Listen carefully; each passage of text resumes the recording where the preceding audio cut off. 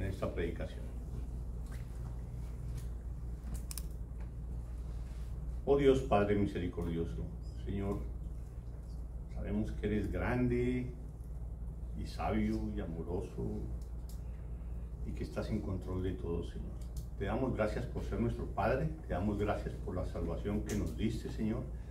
Te damos gracias por esta tu iglesia, Señor. Gracias por permitirnos venir aquí a reunirnos con los otros hermanos en Cristo para adorarte, para glorificar tu santo nombre.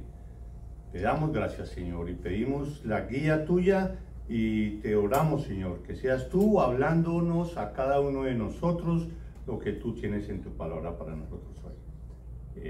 Ponemos en tus manos esta predicación en Cristo Jesús. Amén. Amén.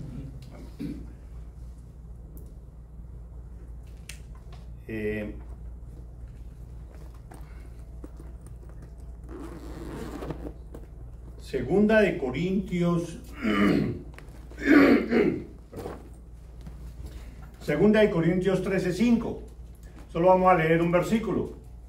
Y ese versículo dice: examinaos a vosotros mismos si estáis en la fe. Probaos a vosotros mismos. Eso dice 2 Corintios 13:5. Aunque no voy a hablar ahorita del contexto de este versículo en el cual Pablo está afrontando unas quejas de los de la iglesia de Corintio, quienes lo habían acusado de no ser tan verdadero en sus predicaciones y en sus posiciones cristianas. Entonces él les contesta: examinaos vosotros mismos si ustedes no están en la fe. Si ustedes están en la fe, entonces ¿de dónde aprendieron eso? Fue de mí. Lo que yo estoy hablando es la verdad. Era en ese sentido que él decía este versículo, pero nosotros vamos a usarlo para mirar su significado desde otro punto de vista. Y lo repito, una solicitud que él hace, una recomendación o un mandato, se podría decir, que es valedero para los de Corinto en ese momento y valedero para ti hoy. Que yo, como pastor, te diría eso mismo. Examínate si estáis en la fe. Probaos a vosotros mismos, examínate, confróntate, mírate al espejo, dile la verdad a esa persona que está enfrente a ti cuando estás parado frente al espejo. Contesta francamente: ¿estáis en la fe? ¿Y qué es estar en la fe? No, pues yo creí en Cristo Jesús. Yo estoy en la fe. En cierta medida sí. Pero ¿tu vida está reflejando eso? ¿En realidad tú has sido transformado? ¿En realidad tú has permitido que el Espíritu Santo que está en ti te transforme? ¿O no has permitido que Él te transforme? Lo cual pone en duda que en realidad tú seas cristiano. ¿En realidad Él te ha transformado o no? ¿En realidad tú ves tu relación con Dios de una manera seria, profunda, definitiva? ¿O es algo superficial? Porque eso sucede muchas veces. Pongamos por ejemplo el hijo pródigo. Nos identificamos con el hijo pródigo se arrepintió, se sintió muy mal, volvió al padre arrepentido, le pidió perdón, le preguntó que si podía trabajar para él, el padre lo recibió muchísimo mejor de lo que él esperaba y volvió otra vez a quedar incluido dentro de la familia. y la palabra no nos sigue hablando de él, nada, pero sí nos muestra al hermano, sí nos muestra al hermano que pues él siempre había estado obedeciendo a su padre, había estado cumpliendo con los quehaceres de la casa, había estado cumpliendo con lo que él tenía que hacer. Y él miró con ojos recelosos a su hermano, que lo habían perdonado después de haber dilapidado una cantidad de dinero, y él sintiéndose superior. Entonces muchas veces a nosotros nos pasa eso. Llegamos como el hijo pródigo ante los pies del Señor, pero después poco a poco nos vamos volviendo como el hermano mayor. Como el hermano mayor. ¿En qué sentido? En que nos vamos acomodando en esa situación de cumplimiento de ciertos deberes, en ese cumplimiento de ir a la iglesia, en ese cumplimiento de leer la palabra de vez en cuando, en ese cumplimiento de ofrendar, cosas que están bien, ¿sí? Pero creemos que eso es todo. ¿Estamos cumpliendo? Estoy cumpliendo, dice el hermano mayor. ¿Por qué no me has celebrado? Así como está celebrando a lo del hijo menor, porque a mí no me ha celebrado nada y me has dejado ahí. Lo mismo podríamos decir nosotros. Pero es que de eso no se trata. Y ese es el yo creo que uno de los mayores males en los que caemos nosotros los cristianos, y es el legalismo, la religiosidad, el venir a la iglesia por venir a la iglesia, el leer la Biblia porque toca leerla, pero sin en realidad compenetrarse uno con ella y obedecerla, sino simplemente la leemos para aprendernos de pronto por ahí un versículo y repetirlo por ahí cuando estemos al frente de alguien conocido, para decir yo me sé la Biblia, o cosas así, cosas exteriores, lo cual es legalismo, lo cual es religiosidad, y caemos en eso fácilmente. Y entonces en la Biblia Jesús habla respecto de eso, de que muchos escogemos el camino ancho, el cómodo, el cumplir por cumplir, el aparentar, el que exteriormente todo se vea bien, bonito y todo muy santo. Pero, dice Pablo, examinaos, ¿de verdad es así? ¿De verdad tu interior, de verdad tú tienes una relación íntima con Dios? ¿Estás obedeciendo de corazón? O como veíamos esta mañana, que estamos viendo el tema de la obediencia en la clase dominical, ¿obedecemos es solo porque nos conviene, en cierta forma? ¿Quedo bien ante mis familiares si voy a la iglesia? O cosas así. Entonces, de eso se trata, que nos examinemos a nosotros mismos si estamos en realidad en la fe de Cristo. Asimismo es sano que nos confrontemos, así como es sano que nos confrontemos cada uno de nosotros individualmente, asimismo es sano que nos confrontemos todos nosotros como iglesia local. Si en realidad, y nos preguntemos, si en realidad estamos cumpliendo con las expectativas de que Cristo Jesús tiene de nosotros como iglesia local.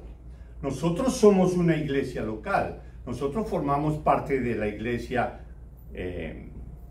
Avondale Baptist Church, somos una parte, somos un ministerio de esa iglesia, estamos soportados por ellos, pero como iglesia local somos una iglesia local. Y como tal debemos comportarnos. No tenemos una cantidad de ministerios por las razones X o Y del idioma y todas estas cosas, de nuestros jóvenes, nuestros niños, nuestros adolescentes, que están en la parte americana. no tenemos muchos ministerios, pero lo poco que tenemos, en realidad lo estamos viviendo, lo estamos aprovechando, lo estamos usando para gloria de Dios. Muchos cristianos tienden a ver su cristianismo como una relación personal con Dios, y eso es una relación personal con Dios. Esto debe ser así. Pero no es solo eso. Dios también requiere ciertas relaciones personales secundarias que Cristo establece entre nosotros y su cuerpo, que es la iglesia. Él no nos salva para que estemos nosotros individualmente viviendo por ahí. Él nos salva para que nos integremos como iglesia local y le respondamos a Él como iglesia local. Y cada uno de nosotros, siendo miembro de esa iglesia local, responderle a Él. No solo cada quien individualmente, sino nosotros como comunidad. El término iglesia no es cualquier cosa en el Nuevo Testamento. El plan de Dios no es que nosotros escojamos estas relaciones a nuestro antojo entre los muchos cristianos que están a nuestro alrededor. No, lo que Dios quiere es unirnos a otras personas igual de pecadoras, digámoslo así, igual de pecadoras a nosotros, igual de molestas que uno, igual de incómodas que uno, y que llegarán a fastidiarnos, llegarán a molestarnos, pero que serán nuestros amigos que nos aman y al mismo tiempo nos incomodan. Por algo Dios nos puso ahí y nos escogió para que estemos dentro de esta comunidad. No es casualidad que tú estés aquí, que seamos poquitos, no importa. En cierta medida podríamos decir, menos mal.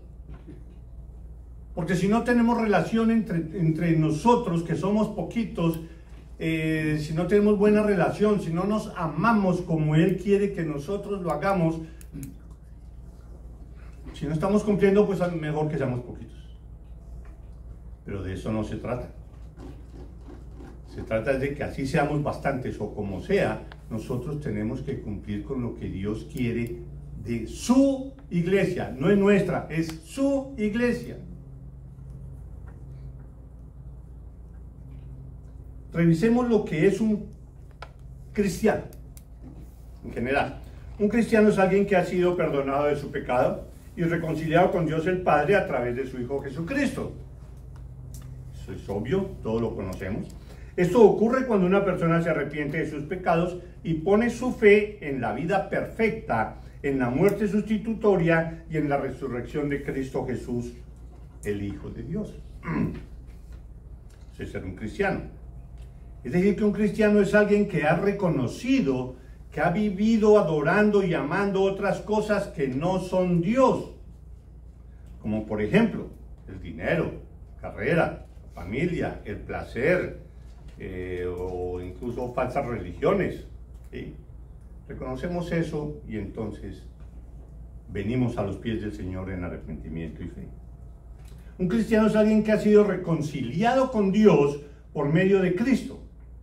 Esto implica necesariamente que también hemos sido reconciliados con todos los demás que han sido reconciliados con Dios.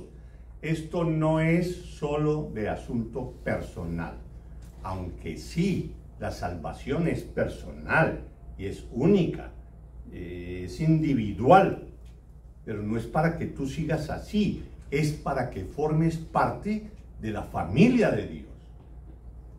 Y al hablar familia se está hablando de integración, no se está hablando de entes sueltos que cada quien lleva su vida y que viene aquí los domingos, estamos aquí, escuchamos todo muy bien, oramos, escuchamos la palabra de Dios y lo que sea y listo.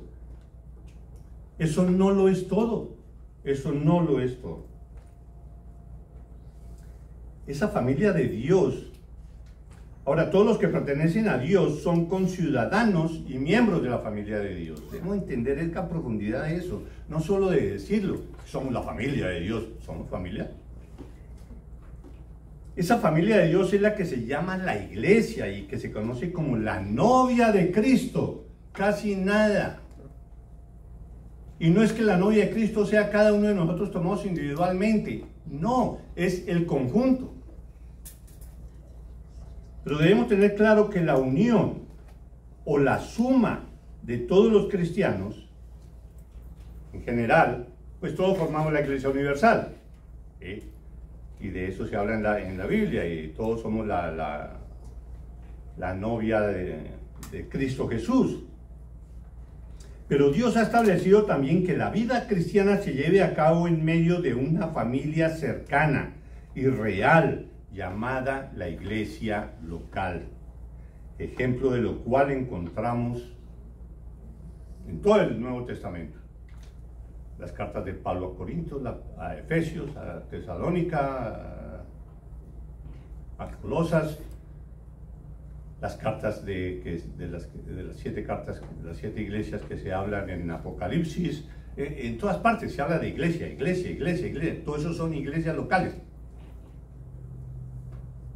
No es un invento nuevo. Y con unos roles, con un fin, con un sentido, como dice Hechos 2:42, y perseveraban, hablando de las reuniones de las iglesias en el primer siglo, y perseveraban en la doctrina cuando se reunían, perseveraban en la doctrina de los apóstoles, es lo mismo que perseveraban en el estudio de la palabra de Dios. En ese momento era el testimonio de los apóstoles lo que se hacía, y perseveraban en la doctrina de los apóstoles, que es la misma la palabra de Dios, perseveraban en la comunión unos con otros, perseveraban en el partimiento del pan, lo mismo que acabamos de hacer, y perseveraban en las oraciones. Esas 4 cosas fundamentales en lo que se refiere a la definición de lo que es una iglesia local. ¿En cuál nosotros fallamos? Comunión unos con otros. Sin iglesia local no hay forma para que el cristiano se desarrolle y muestre y practique el amor de Cristo para glorificar así a Dios. Para eso es la iglesia local. Un grupo de personas que Dios pone alrededor nuestro para que por medio de ellos nosotros podamos mostrar el amor hacia Él y el amor de Él. Para que por medio de estas personas seamos animados, para que por medio de todas estas personas seamos corregidos, para que por medio de todas estas personas seamos animados al estudio de la palabra, al vivir en santidad, al estar controlándonos unos a otros y ayudarnos. Y por qué no, a llamarnos la atención y disciplinarnos, así como dice Mateo 18, la forma como dice ahí. Y la forma como se debe disciplinar. Si hay alguno que haya cometido algún pecado y 1 o 2 se dan cuenta, si tú te das cuenta de que tu hermano ha pecado, ve y dile, estás mal, estás pecando. Y eso no es solo que te estás haciendo daño a ti y en tu relación con Dios, sino que estás haciéndole daño a la iglesia de Cristo. Y si no escucha, ve con otros 2 o 3 para decirle lo mismo. Y si no hace caso, hombre, dilo a la iglesia y la iglesia le hablará. Y si no hace caso, hombre, pues tenlo como publicano, apartado, como si no fuera cristiano, tenlo aparte. Pero ¿a quién se refiere ahí Mateo 18? A cada uno de nosotros. Nosotros somos los encargados de hacer eso. Ahí no dice que el pastor o el obispo o el anciano tiene que hacer esto, o dígaselo al pastor. No. Tú mismo vas allá donde esta persona y le haces caer en cuenta ese pecado. Porque somos un cuerpo, somos todos nosotros. No debemos engañarnos con la idea de que solo basta con pertenecer a la iglesia universal. Es necesario, bíblicamente hablando, pertenecer a una iglesia local y vivir la iglesia local. Nosotros le demostramos al mundo que hemos sido transformados, principalmente no porque nos memorizamos algunos versículos o porque oramos antes de la comida, que nos vean uy, sí, uy, mire, ellos están orando antes de la comida, sino porque demostramos cada vez más una disposición para tolerar, perdonar y amar a un montón de compañeros pecadores. En esa comprensión, en esa armonía que nosotros podemos mostrar de nuestra comunidad, de esa manera es que le estamos testificando al mundo entero de que somos cristianos. Por lo tanto, es nuestra responsabilidad revisar, nuestra responsabilidad de cada uno de ustedes, revisar si nuestra iglesia cumple con los requisitos para que sea una iglesia sana. En el grupo de hombres estuvimos estudiando un libro de Mark Weber que se llama La Iglesia Sana. Cómo conseguir, cómo establecer, cómo tener una iglesia sana, una iglesia bíblica. Y es responsabilidad de cada uno de nosotros estar vigilando de que eso sea así. Entendiendo que el principal propósito de la iglesia de Cristo es reflejar el carácter de Cristo. Para eso estamos nosotros aquí reunidos, para que como comunidad reflejemos el carácter de Cristo. ¿Qué es reflejar el carácter de Cristo? El amor entre nosotros, básicamente. El carácter de Cristo pues son muchas cosas. Es la humildad, es la misericordia, la sencillez, todo eso debemos mostrar el carácter de Cristo. ¿Podemos decir que estamos cumpliendo con eso cada uno de nosotros? ¿Tú podrías decir que lo estás haciendo? En realidad estamos mostrando el amor, la misericordia, la santidad de Dios como iglesia. O al menos se nota que esa sea la tendencia, así no lo estemos logrando. Esa es la tendencia. Ahora nosotros debemos vigilar que esta iglesia sea una iglesia sana. ¿Cómo? ¿En qué forma? Como una manera práctica. Para saber si nuestra iglesia es una iglesia sana, debemos estar pendientes de muchos aspectos, pero hay tres muy importantes para que se siga conservando como una iglesia sana. Primero, es que la predicación aquí sea la predicación de la palabra de Dios.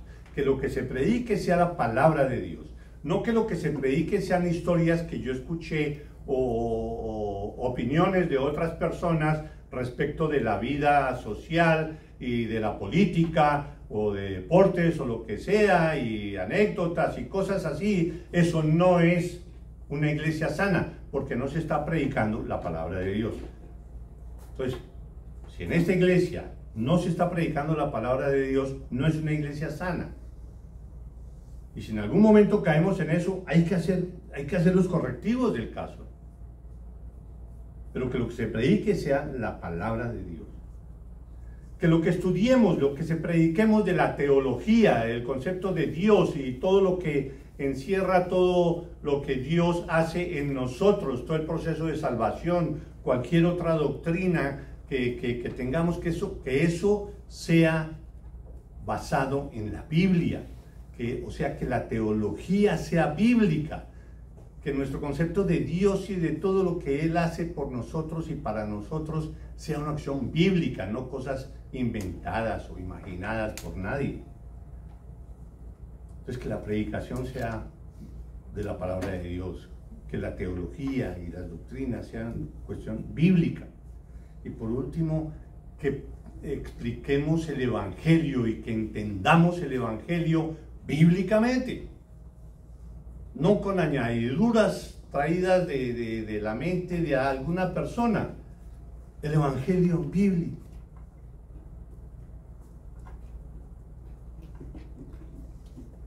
Esa es una forma para que cada uno de nosotros estemos controlando para que tengamos una iglesia sana. Hay una definición de lo que es una iglesia que nos ayuda mucho para mirar si nosotros en realidad lo estamos haciendo así o no. Una definición muy interesante que es escrito por John Piper, y dice así: la iglesia local. ¿Qué es la iglesia local? La iglesia local es un grupo de creyentes bautizados. Es un requisito. Si tú no estás bautizado, no perteneces a una iglesia local. La forma como se involucra, que se van aumentando las personas en una iglesia local, es por medio del bautizo, porque es la declaración de la persona, es el testimonio de la persona de que ha rendido su vida al Señor. Si viene al cuerpo de la iglesia local, pues debe ser alguien que confiese, que sea cristiano, que sea bautizado. Entonces la iglesia local es un grupo de creyentes bautizados, comprometidos a cuidarse unos con otros.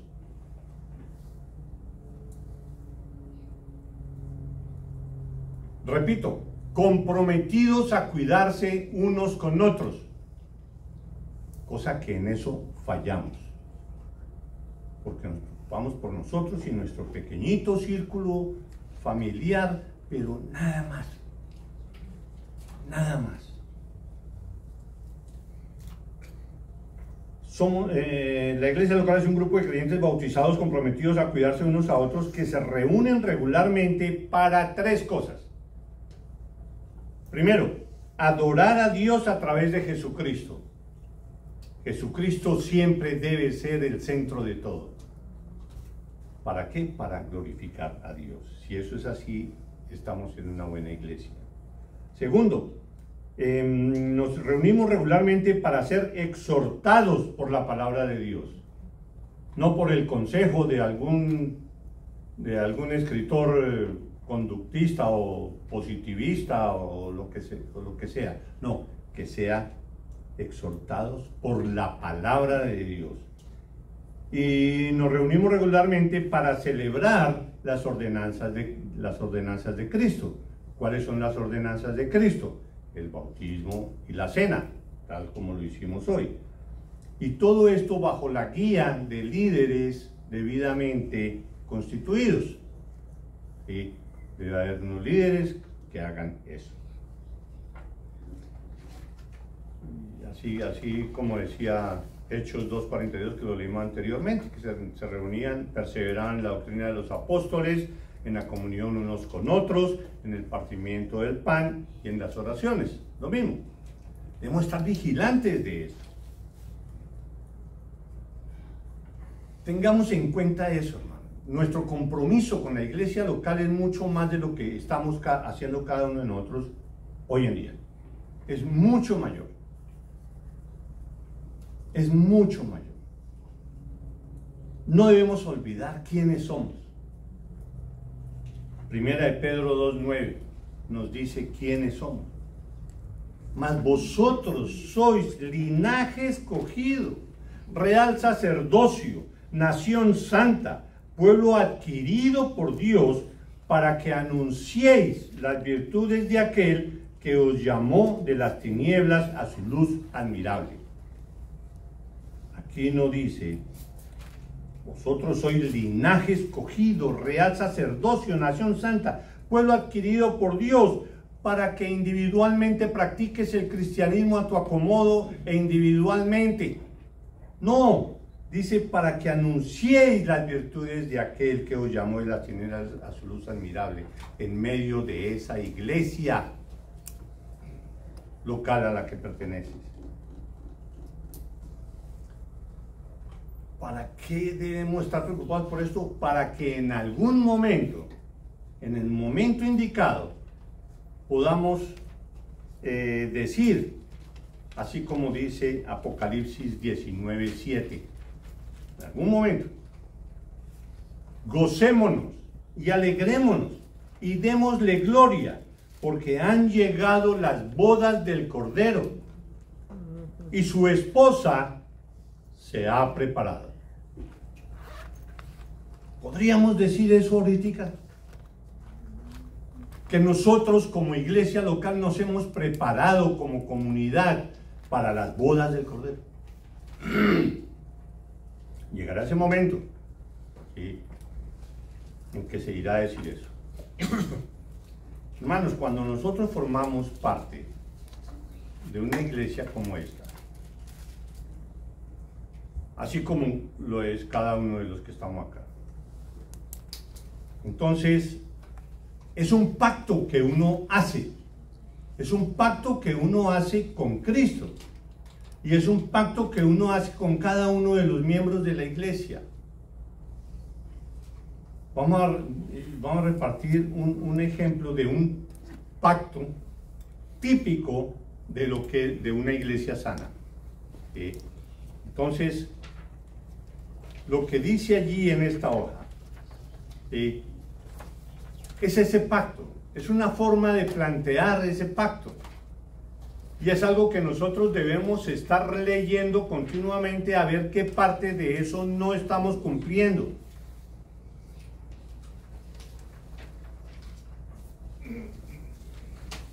Ese pacto es un pacto firmado por ti y la iglesia local.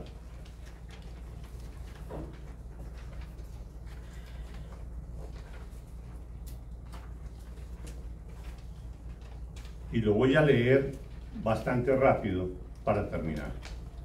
¿Ok? Cada uno me sigue ahí en la lectura. Lo voy a leer bastante rápido. Este es un típico pacto de una iglesia sana. Habiendo sido, como confiamos, traídos por la gracia divina al arrepentimiento y a la fe en el Señor Jesucristo, y a renunciar a nosotros mismos para Él, y habiendo sido bautizados en nuestra profesión de fe en el nombre del Padre, y del Hijo, y del Espíritu Santo, descansando en su amable ayuda, solemne y gozosamente, renovamos nuestro pacto el uno con el otro. Trabajaremos y oraremos por la unidad del Espíritu en el vínculo de la paz. Caminaremos juntos en amor fraternal, como corresponde a miembros de una iglesia cristiana, ejerciendo fielmente un cuidado afectuoso y la vigilancia de unos sobre otros, y amonestándonos unos a otros según lo amerite la ocasión. No abandonaremos el congregarnos, ni abandonaremos el orar por nosotros mismos y unos por otros. Asumimos el reto de procurar en todo momento, en disciplina y amonestación del Señor, y mediante un ejemplo puro y amoroso, la salvación de nuestros familiares y amigos. Repito, asumimos el reto de procurar en todo momento la salvación de nuestros familiares y amigos. Nos gozaremos de la felicidad de los demás y procuraremos con ternura y empatía soportar las cargas y dolores de los demás. Buscaremos, con la ayuda divina, vivir cuidadosamente en el mundo, negándonos a la impiedad y los deseos mundanos, recordando que hemos sido voluntariamente sepultados en el bautismo y resucitados de la simbólica tumba, por lo que en nosotros hay una obligación especial de llevar una vida nueva y santa en el presente. Trabajaremos juntos por la continuidad de un fiel ministerio evangélico en esta iglesia, sosteniendo el culto, las ordenanzas, la disciplina y la doctrina. Contribuiremos con gozo y regularidad en el sostenimiento del ministerio, los gastos de la iglesia, la atención a las necesidades de los pobres y la propagación del evangelio en todas las naciones. Cuando nos mudemos de residencia de este lugar, tan pronto como sea posible, nos uniremos a otra iglesia en la que podamos llevar a cabo el espíritu de este pacto y los principios de la palabra de Dios. Que la gracia del Señor Jesucristo, el amor de Dios y la comunión del Espíritu Santo sean con todos nosotros. Amén. Hermanos, les recomiendo que lo lean de vez en cuando y que estemos revisando en qué estamos fallando. E irlo corrigiendo, irlo implementando. Que nos falta más esto, que nos falta más aquello, que nos falta llamar más a los hermanos, que nos falta ir a visitarlos, que nos falta estar más pendientes de tal persona. Oiga, hace días que no viene tal persona, la hemos llamado, lo has llamado. Lo estamos haciendo. Pero podemos implementarlo, podemos empezar, si somos conscientes de que esa es la voluntad de Dios, empezar a corregir todo eso y fortalecer nuestra iglesia. Que Dios nos bendiga. Amén. Oremos. Padre, gracias, Señor. Gracias por tu amor y tu misericordia, Señor. Y te damos gracias, Señor, porque tú no nos dejas solos, Señor, sino que nos das toda una familia por medio de la cual podamos adorarte y glorificarte, Señor. Obra en cada uno de nosotros, Señor, para que vivamos como familia, como tú quieres que sea esta iglesia local, Señor. Ponemos nuestras vidas en tus manos, en Cristo Jesús. Amén. Amén. Amén.